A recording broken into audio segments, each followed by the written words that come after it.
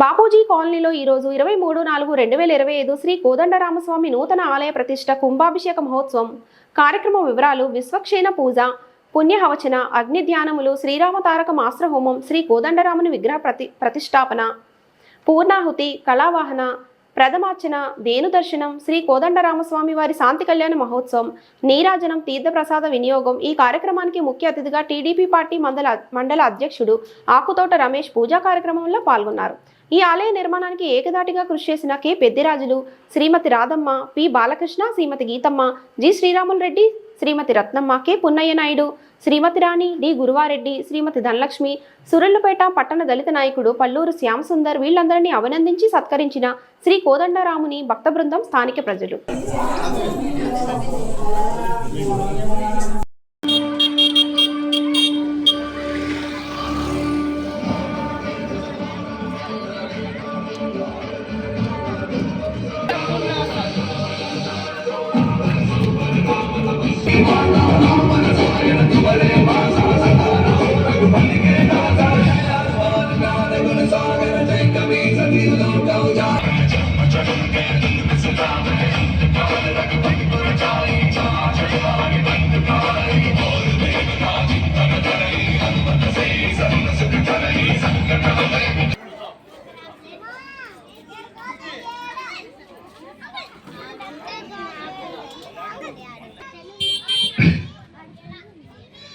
శ్రీరామ గుడి దగ్గర అన్నదానం జరుగుతుంది కావున అందరూ ఇచ్చేసి అన్నదానం స్వీకరించిన మహిళ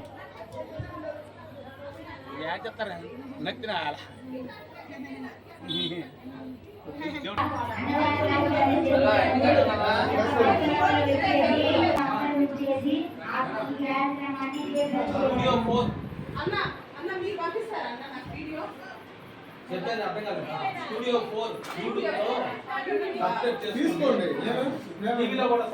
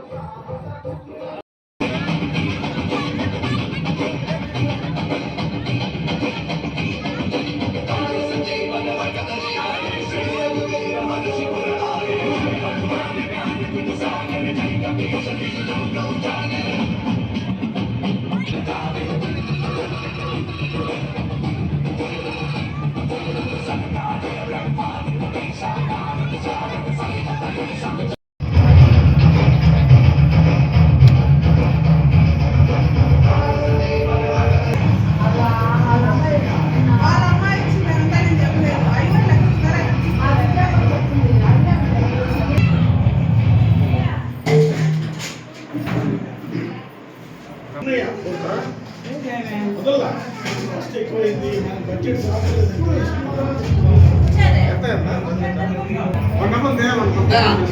ఆర్తి ఒక రవ్వ ప్రధాని గారు పూజారి గారు ఆర్తి ప్రధానికి ఆర్తి అందుబాటులో ఉన్నాము పూజారింటే కావాలి సార్